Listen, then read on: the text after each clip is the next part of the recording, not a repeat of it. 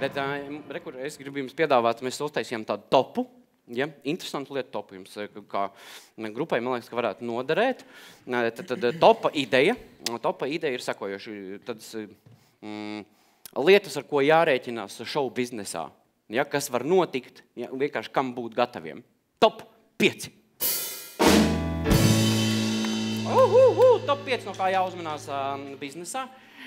Show biznesā, un 5. vietā mēs ieliekam Beatlu sindromu. Jā, Beatlu sindromu, tur tikai būs rakstīts neko. Kas tas ir? Tas ir skaidrot. Tas ir tas, kad tu aizbrauc uz Indiju, tad tu atbrauc atpakaļ un nekad neatēji vairāk no šitā brauciena.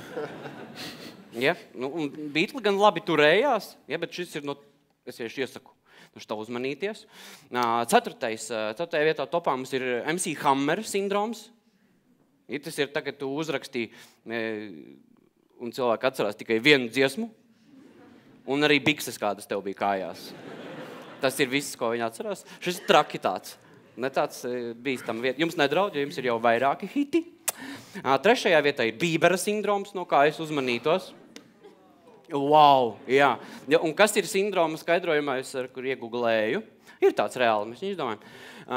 Tas ir, ka tu esi nenormāls slavens, bet lielākā daļa vispār nezinu nevienu tavu dziesmu. Jā. Es pat nezinu, kā viņam balss izklausās. Jā, tas aptuveni tā kā es. Neviens nezinu tavu dziesmu. Nē. Bībera, Jāņa Skuteļs tā pārsaukšu. Jāņa sindroms. Jāņu sindroms, tas vispār tāds.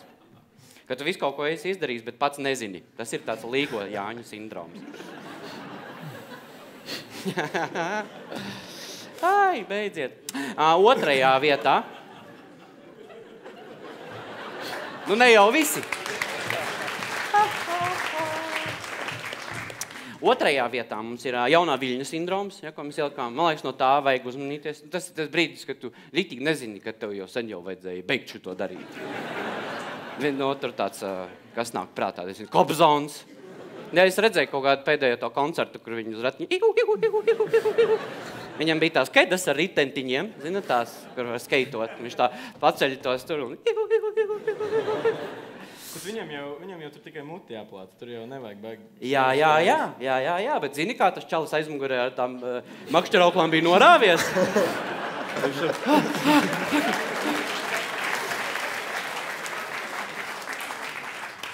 Nu, un 1. vietā, no kā šoubiznesā, manuprāt, ir jāuzmanās, ir karnevala jūs sindroms. Jā, tas ir tā, ka jūsu dēli nodibina grupu un kļūst par jums slavenāki.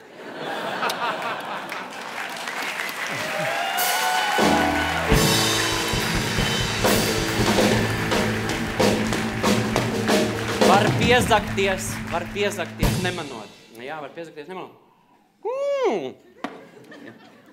Ja jau jūs paši tā par prātu vētu sākāt runāt, ja? Jā. Tur ir, es esmu dzirdējis vienu tādu versiju. Tā versija gan izskanēja manā galvā, bet vienalga. Es viņu dzirdēju, līdz ar to ļoti labi un skaidri. Ja, teiksim, man versija tāda, ka Prāta vētra bija, Prāta vētra ir grupa, ja, kas spēlē konkrētu tipu mūziku. Tad viņi izdomāja, ka viņi gribētu ritīgi daudzīties, ālēties, un uztaisīja reiganus. Ja, un tad lika maskas, lai viņus nevar atpazīt. Un tad viņi izdomāja, ka viņi spēlēs vēl citu kaut ko, un ka tie esat jūs. Tie citu kaut kas. Ka jūs esat Prāta vētra pa īstam.